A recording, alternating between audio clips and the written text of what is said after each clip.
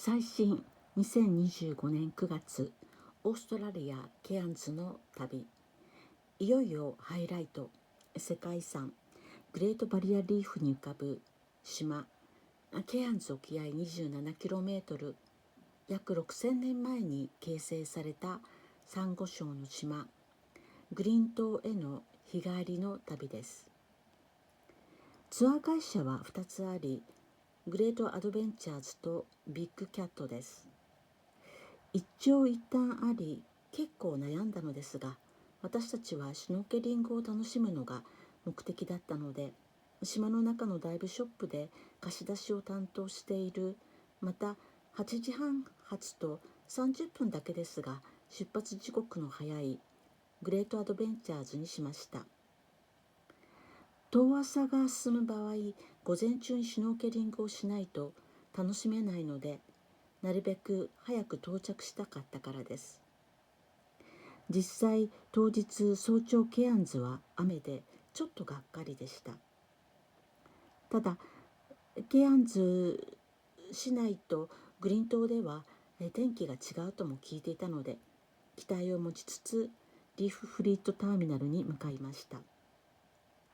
チェックインで日本人スタッフに言われたのが、午後2時には引き潮になるのでシュノーケリングをされるなら午前中にとのことでした。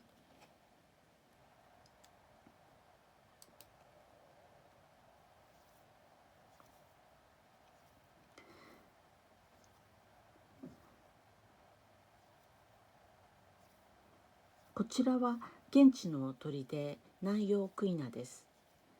ランチに持っていたサンドイッチを食べようとするとすぐに現れます。世界遺産の地で人間の食べ物には添加物も入っていて影響も与えるので、餌をあげることは禁止されているので、すぐに隠してしまいました。足で追い払おうとする人が多いようで、日本人の男性の中には椅子を持ち上げたような人が目撃されています。ですが彼らの生態系に私たち人間が入り込んでいて観光しているわけなので、鳥には優しくありたいものです。オーストラリア人女性は寄ってきた鳥に優しく声をかけながら手で追い払っていたそうです。ヘリポートもグリーン島にはありました。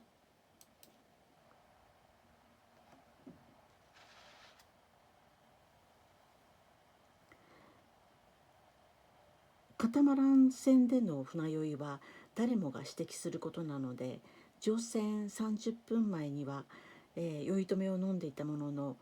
ジェットコースターのように急に方向を変えての揺れが続き、外の方が酔わないと言っても雨に、また、波も激しくて、早く着いてと心の中で叫んでいった長い45分でした。帰りは外のデッキに座ったので行きほどではなかったのですが、それでも揺れは強く、椅子に腰だけでもいいのでシートベルトをつけておいて欲しかったくらいでした。ケアンズは、キュランダムですが自然を楽しむ場所なので天気がすべてとも言えます。とはいえこの景色美しかったです。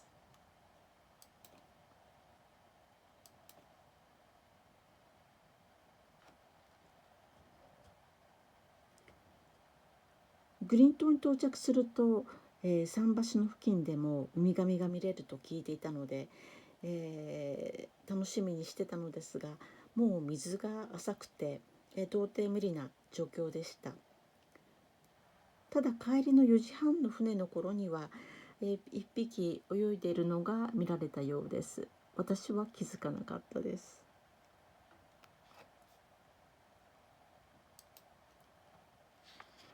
カモメも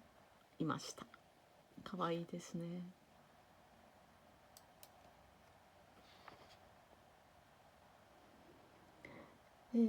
私はもともとダイビングライセンスを持っていて、沖縄やモルジブなどでも潜っているので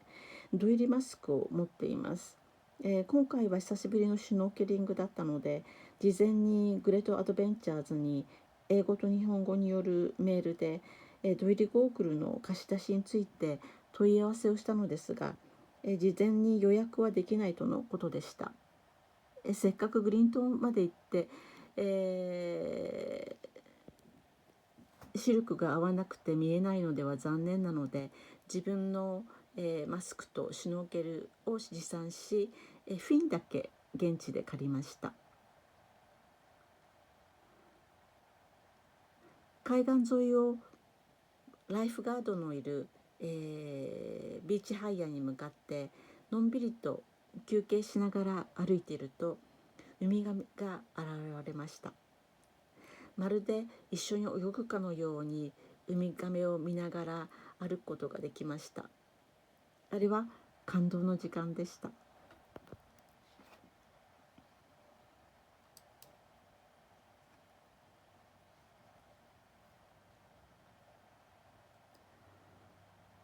引き潮が、ともかく早い状態だったので、ダイブショップに行き英語で相談をすると、ビーチハイヤーと沖合アウターでのシュノーケリングを案内されたので、ビーチハイヤーに向かいました。もうちょっと船に乗るのはまた気持ち悪くなるので嫌でした。雨の影響で視界はあまり良くなかったものの、ニモや透明な魚や、縞模様の蛇までいました。ニモを見れたのは嬉しかったです。ただ浅いのでサンゴ礁に触れないように泳ぐのはちょっと大変でした。サンゴ礁や海シダは生きているので触れるとやけどのように、怪我やかぶれをすることがありますし、サンゴ自体も傷めてしまいます。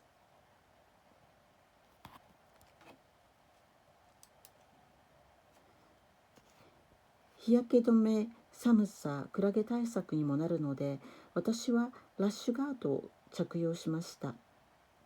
日焼け止めには海を汚す成分も含まれたりするので、ラッシュガードの方が地球には優しいです。なお、日本がすっぽり入るほどのグレートバリアリーフには、900もの島があり、グリーン島はその中で唯一熱帯雨林の植物が生い茂っています。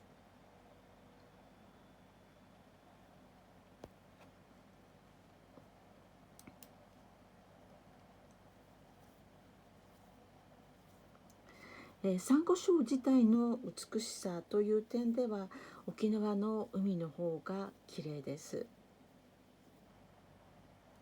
魚を見てるとついつい長く泳いでしまうため、アイスコーヒーを飲みながら、休憩しました。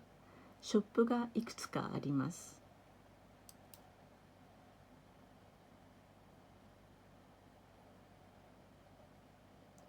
ロッカーはクレジットカードが使えて、冷水ですがシャワーも使えたので着替えました。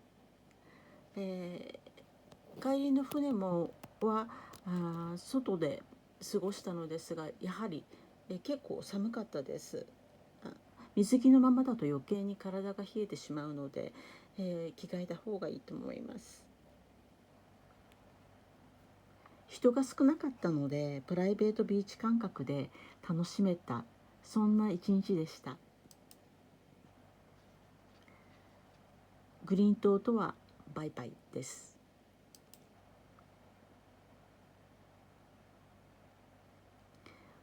遠くの方やはり綺麗ですよね、海が。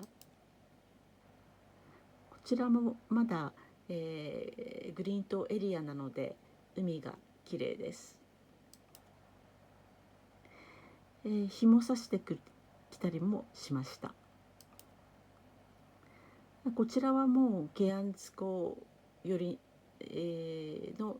船、海の状態なのですが、もう海の色が美しくはないです。さまざまな色の、船が、止まっています。